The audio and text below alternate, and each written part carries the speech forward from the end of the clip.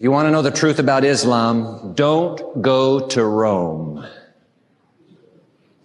Go to Bethlehem instead. I recently listened to a series of CDs, lectures given by the late Dr. Robert Darnell, a member of our community of faith, an expert in Islamic studies, an anthropologist, in which he carefully chronicled how, in fact, the Quran teaches the seeds of every divine truth that you and I embrace. The seeds are all there. It was Darnell's lifetime mission and conviction to cultivate those seeds in dialogue with the children of the East. And in an hour of history, when the West is turning against those children, ought we not to be the first to raise up our voices in their behalf? Think.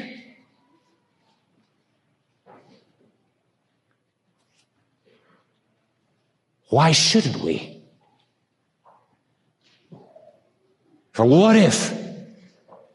And by the way, the story of Christmas would hardly let us do otherwise, would it? What if the Spirit, the mighty Spirit of Allah, by the way, I got some letters from viewers after that last teaching, and one viewer said, don't you know that the name Allah is a name for Lucifer? Oh, I hope you never embrace that. Allah, listen carefully now, Allah is closer to Elohim, the Hebrew name for God, than is our English word God. In fact, hold on to your seats. The English name God is a Nordic pagan god. We've taken a pagan god's name and we said, that's the name of our God. And we all call him God. That's a pagan. It's a Nordic pagan myth. So don't you ever get pushed into the corner where you're saying, Allah is a demonic name. Allah is the name of the living God. Allah is the creator of the universe. Allah is the God of Abraham, Isaac, Jacob, Ishmael, Jethro, Job, and even Balaam. What? Hey, Vay, you're muted again. Yeah. All right. All right. Demolish this again. All right. So, Sam, Allah is essentially the Christian God, according to Mr. Nelson. Yep. Islam has all the seeds of the Christian faith. Allah is the creator of the universe and the God of Abraham, Isaac, and Jacob, and he loves Allah. How accurate is what he just said? Yeah. Now, since this man is supposedly conversant because he studied, then he must be speaking from the context of having analyzed the Quran, see what it says. Okay, now let me apply his logic to what he said. Allah is closer to the Hebrew name for God, Elohim, than it is for our English word God, because our English word God actually comes from a term that was used for a pagan god. Okay. Now let me show you the foolishness of that argument. Remember what I said earlier. Just because we use the same term doesn't mean we have the same God in mind. Now I'm going to extend his argument to the term El. I keep saying El so you don't think I'm saying the letter L. It's E-L. El. The Canaanites called their chief god El. Israel called their chief god El. And since the Israelites and the Canaanites lived together and mixed, therefore, don't you dare say that the El worshipped by the Canaanites is Lucifer, that the El worshipped by the Canaanites is a false god, because it's the same God, El, worshipped by the Israelites. See how stupid that argument is? You can use the same term without having the same God in mind. Now let's go back to Greek again. Let's use the Greek argument.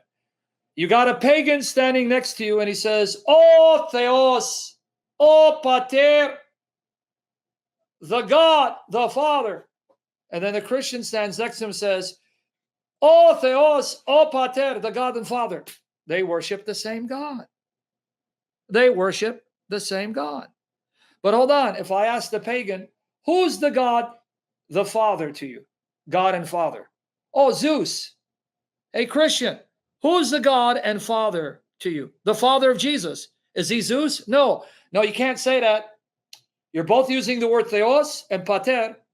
It's the same words. Therefore, it's got to be the same God. You see how silly this argument is? It's a stupid argument.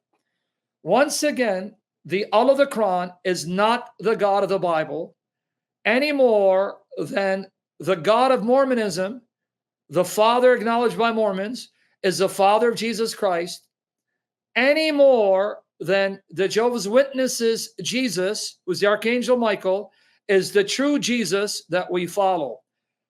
You can use the same terms and yet not have the same being in mind, even though you may think you do. That's what I just said earlier. So again, this is about argument, but we want to be clear. If you're going to talk to the average Christian and average Muslim, and you ask them about the differences between God of the Quran, God of the Bible, I'll be shocked if they're able to articulate those differences. Now, let's take it out of the context of the West. In the West, because Westerners are not familiar with the term Allah, Ilah, Il, Elohim, Eloh, or Theos, to them it's quite easy to demonize Muslims and say Allah is Lucifer because they speak English. Let me put you in the Middle East. Let me put you in Iraq.